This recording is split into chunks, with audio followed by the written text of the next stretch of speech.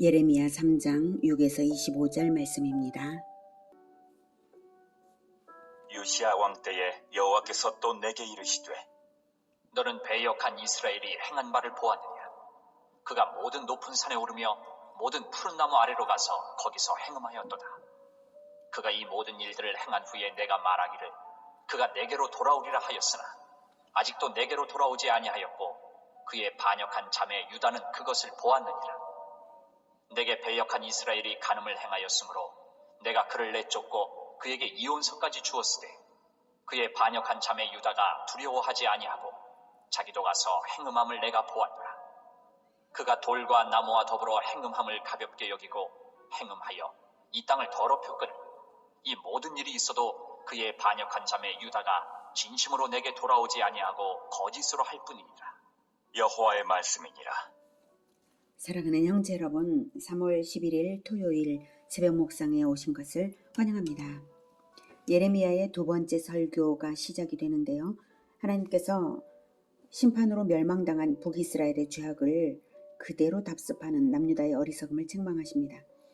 북이스라엘은 이스라엘 민족이 분단된 이래 줄곧 우상숭배를 하는 길을 걸었습니다.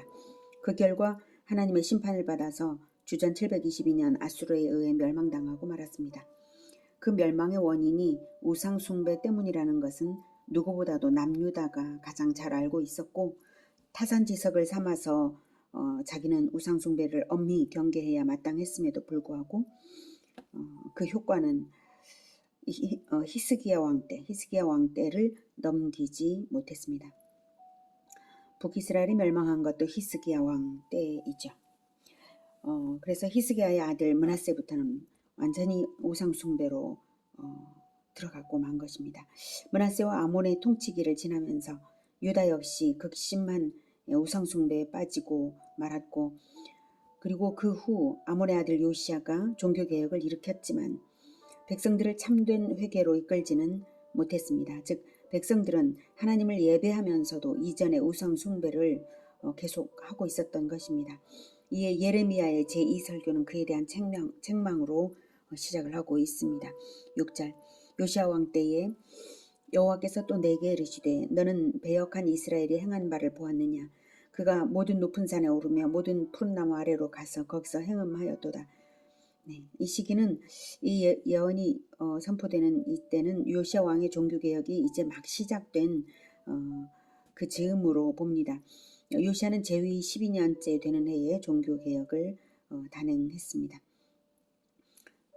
7절 그가 이 모든 일들을 행한 후에 내가 말하기를 그가 내게로 돌아오리라 하였으나 아직도 내게로 돌아오지 아니하였고 그의 반역한 자매 유다는 그것을 보았느니라. 북이스라엘은 하나님을 버리고 우상숭배를 했음은 물론 여러 선지자들을 통한 회개 촉구 권면이 있었음에도 불구하고 끝내 돌이키지 않았던 것이죠. 하나님은 북이스라엘이 돌아오기를 지금 북이스라엘이 멸망된 이후에까지도 계속 내게로 돌아오리라 하고 기다리고 계신 것입니다. 하나님의 기다림이 결국 끝이 없습니다. 그런데 남유다가 그것을 상세히 보아서 알고 있었죠. 8절 내게 배역한 이스라엘이 간음을 행하였으므로 내가 그를 내쫓고 그에게 이혼서까지 주었으되 그의 반역한 자매 유다가 두려워하지 아니하고 자기도 가서 행음함을 내가 보았노라. 북이스라엘을 아수르를 통해 심판하시고 포로로 잡혀가게 하신 것을 음란한 아내에게 이혼서를 써주고 쫓아낸 것으로 비유하신 것이죠. 그런데 더욱 경악할 일은 그 모든 것을 다 보고 그 인과관계를 다 알고 있는 유다가 하나님을 두려워하지 않고 자기도 우상숭배를 했다는 사실입니다. 너무나 기가 막힌 일이죠. 그가 돌과 나무와 더불어 행음함을 가볍게 여기고 행음하여 이 땅을 더럽혔거늘 유다가 그렇게 했다라는 말씀이고요. 10절 이 모든 일이 있어도 그의 반역한 자매 유다가 진심으로 내게 돌아오지 아니하고 거짓으로 할 뿐이니라. 여호와의 말씀이니라. 요시야 왕과 같은 일부 개혁자들을 제외한 대부분의 유다 백성들은 실상은 우상숭배에 심취해 있었던 것이죠.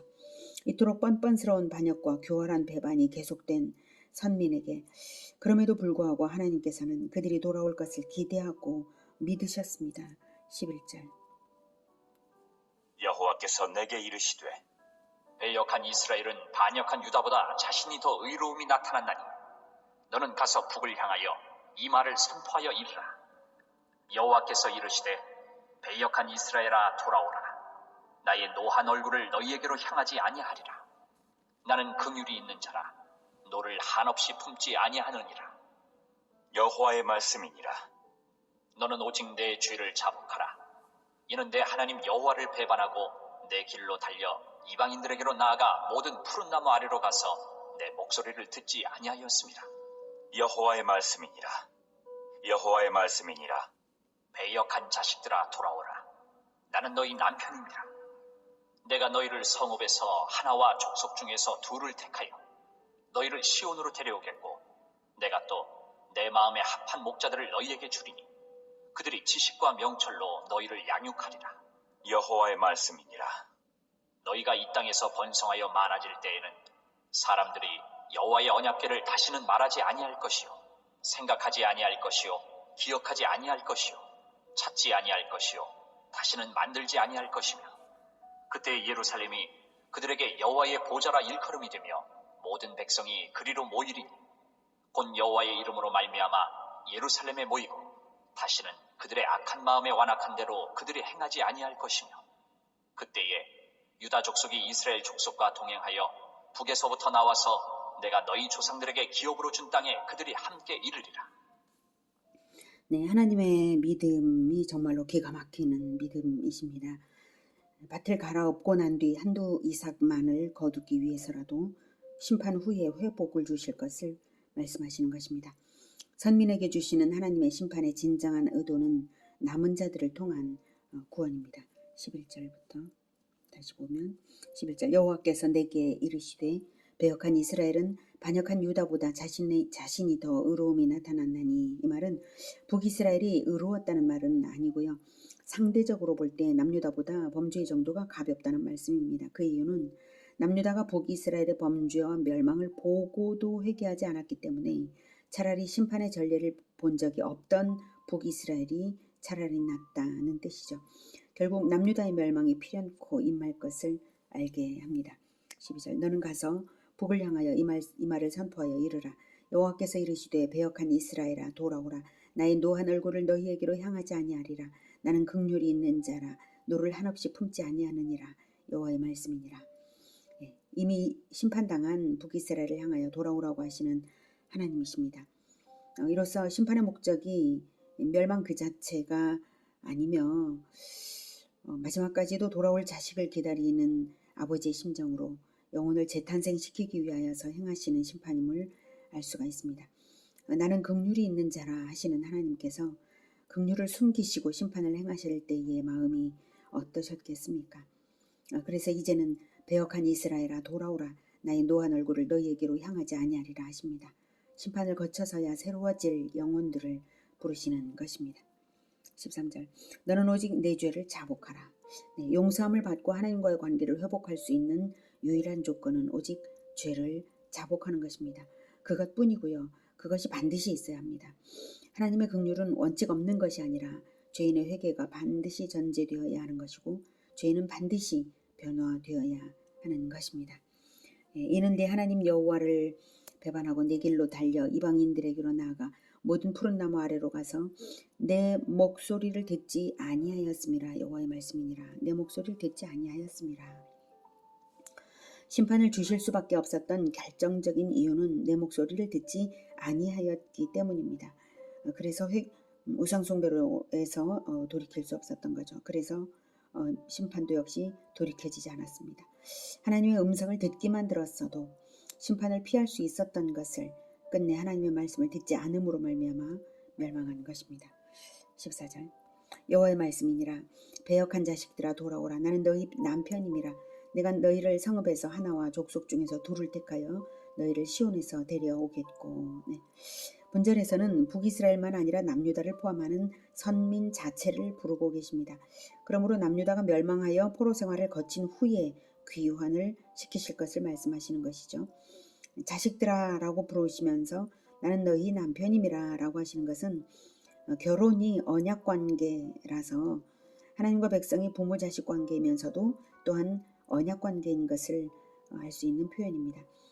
성읍에서 하나와 족속 중에서 둘을 택하여 너희를 시온에서 데려오겠다는 것은 귀한 자의 수가 극히 적을 것을 알 수 있죠. 그렇지만 반드시 언약을 이루시는 하나님이십니다. 적은 수라도 하나님의 언약대로 되는 거니까요.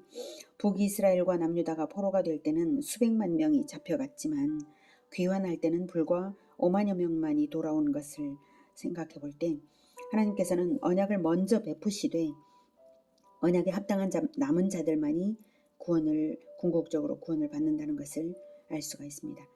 예수님이 다시 오실 때도 마찬가지입니다. 그래서 예수님께서는 누가복음 18장 8절에 인자가 올 때에 세상에서 믿음을 보겠느냐 이런 말씀을 하셨죠. 최후의 장면에서 공중에서 주님을 영접하여 만날 온 백성의 수는 셀 수 없이 많겠지만 그때 최종적으로 땅에 남아있던 자들로서 구원받는 자들의 수는 극소수일 것이 짐작이 되는 것입니다. 15절 내가 또 내 마음에 합한 목자들을 너희에게 주리니 그들이 지식과 명철로 너희를 양육하리라. 네. 선한 목자이신 그리스도를 따라서 성도들을 하나님의 말씀으로 양육할 신약교회의 지도자들을 말씀하시는 것이죠. 참으로 말씀을 통하여 지식과 명철로 교육하는 것이 목사의 첫째 사명인 것입니다. 북이스라엘과 남유다가 몰락한 근본 원인은 언약은 있어도 언약에 합당하게 살도록 가르치는 자가 없었기 때문입니다. 왕과 제사장들은 제 역할을 하지 않았고요. 그래서 선민의 교육기관이었던 레위 지파는 작동되지 않았고 극소수의 선지자들만으로는 역부족이었던 것이죠. 그러나 신약의 교회는 구약의 시스템을 초월할 수 있는데요. 그것은 바로 성령을 보내셔서 그리스도를 따라 십자가를 지는 자들은 다 성경을 배우고 가르칠 수 있기 때문입니다. 16절 여호와의 말씀이니라 너희가 이 땅에서 번성하여 많아질 때에는 사람들이 여호와의 언약궤를 다시는 말하지 아니할 것이요 생각하지 아니할 것이요 기억하지 아니할 것이요 찾지 아니할 것이요 다시는 만들지 아니할 것이며 신약교회에서는 언약궤를 다시는 말할 필요가 없는 시대 즉 새로운 예배 시대가 도래한다는 뜻입니다. 바벨론 포로 귀환 시대에도 언약궤가 성전 파괴 때에 분실이 되었지만 언약궤를 다시 만들지는 않은 데서 일부 성취되었죠. 그렇지만 궁극적으로는 예수님의 십자가로 인해 성수의 휘장을 하나님이 찢으심으로써 구약 제사법의 철폐를 선언하신 데서 성취되었습니다. 그래서 이제는 구약의 제사법의 문자적 규정이 아니라 제사법이 가르치는 본질적인 예배 즉 성령과 진리의 예배를 받으시는 때인 것입니다. 한편 여기서 너희가 이 땅에서 번성하여 많아질 때에는 언약궤를 말할 필요도 없고 만들지 않을 것이다 라고 하시는 이 말씀을 가만히 생각해 볼 때 우리가 반드시 번성을 해야겠다. 그래서 하나님의 말씀으로 충만해서 지식과 명철로 충만해서 형식 예배, 종교 행위에 머무르려는 그러한 유혹을 벗어날 수 있을 것이라는 것을 알 수가 있습니다. 17절 그때의 예루살렘이 그들에게 여호와의 보좌라 일컬음이 되며 모든 백성이 그리로 모이리니 곧 여호와의 이름으로 말미암아 예루살렘에 모이고 다시는 그들의 악한 마음에 완악한 대로 그들이 행하지 아니할 것이며 구약 제사법이 철폐됨으로 말미암아서 가려졌던 진리와 진실이 드러납니다. 그것은 휘장으로 가려졌던 언약궤가 하나님의 보좌가 진정한 보좌가 아니라 하나님을 참되게 예배하는 자들의 영혼에 임재하심으로 그 예배자들의 공동체에 보좌를 두시고 거하시게 된다는 것입니다. 그것이 바로 천국입니다. 그러므로 모든 백성이 그 공동체로 모입니다. 그것이 바로 교회입니다. 그들은 다시는 악한 마음에 완악한 대로 그들이 행하지 아니할 것은 성령을 받아 하나님과 하나 된 사람들이기 때문입니다. 성경이 말하는 지식과 명철이 충만한 사람들이기 때문입니다. 18절 그때의 유다 족속이 이스라엘 족속과 동행하여 북에서부터 나와서 내가 너희 조상들에게 기업으로 준 땅에 그들이 함께 이르리라. 그렇게 되는 날에 동족 간의 갈등은 이미 다 사라집니다. 한편 여기서 북에서부터 나와서라는 말은 포로로 잡혀갈 때 북쪽 아수르, 북쪽을 거쳐서 바벨론으로 갔는데 거기서 다시 나온다는 뜻이고요. 내가 너희 조상들에게 기업으로 준 땅에 그들이 함께 이르리라. 귀환의 회복 약속인데요. 예레미야가 예언할 이 당시는 아직 바벨론의 침략은커녕 바벨론이 미약한 나라였고요. 이 예언이 유다의 멸망을 전제로 주어지는 회복이므로 남유다 백성들에게는 정말 얼토당토 않게 들렸고 매국노처럼 예레미야를 매국노처럼 여겼을 것은 뻔합니다. 그러나 이 말씀이 선포됨으로 인해서 결국 이루어진 그 예루살렘의 멸망과 그리고 포로 생활입니다. 그래서 포로 생활 중에라도 기억을 하게 되고 이 말씀이 선포되어 있었기 때문에 기억을 하게 되고 그리고 모진 세월 70년을 버틸 소망이 되었을 것입니다. 그리고 마침내 주전 537년 바사왕 고레스의 칙령 선포로 인해서 포로 귀환이 드디어 성취되었습니다. 19절 내가 말하기를 내가 어떻게 하든지 너를 자녀들 중에 두며 허다한 나라들 중에 아름다운 기업인 이 귀한 땅을 내게 주리라 하였고 내가 다시 말하기를 너희가 나를 나의 아버지라 하고 나를 떠나지 말 것이니라 하였노라. 그런데 이스라엘 족속아 마치 아내가 그의 남편을 속이고 떠나감같이 너희가 확실히 나를 속였느니라. 여호와의 말씀이니라. 소리가 헐벗은 산 위에서 들리니 곧 이스라엘 자손이 애곡하며 간구하는 것이라. 그들이 그들의 길을 굽게 하며 자기 하나님 여호와를 잊어버렸음이로다. 배역한 자식들아 돌아오라. 내가 너희의 배역함을 고치리라 하시니라. 보소서 우리가 주께 왔사오니 주는 우리 하나님 여호와이심이니이다. 작은 산들과 큰 산 위에서 떠드는 것은 참으로 헛된 일이라. 이스라엘의 구원은 진실로 우리 하나님 여호와께 있나이다. 부끄러운 그것이 우리가 청년의 때로부터 우리 조상들의 산업인 양떼와 소떼와 아들들과 딸들을 삼켰사온즉 우리는 수치 중에 눕겠고 우리의 지옥이 우리를 덮을 것이니 이는 우리와 우리 조상들이 청년의 때로부터 오늘까지 우리 하나님 여호와께 범죄하여 우리 하나님 여호와의 목소리에 순종하지 아니하였음이니이다.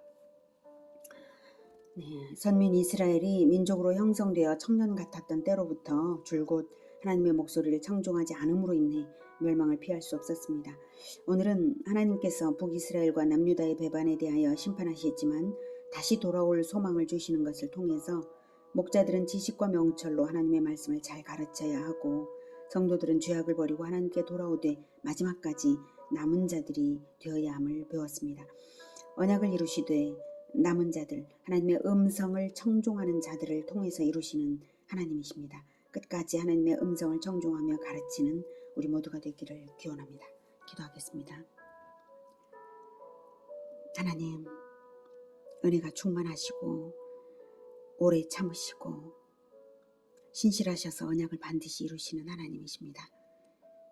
그러므로 우리도 역시 오래 신실하게 끝까지 언약에 합당하게 살겠습니다.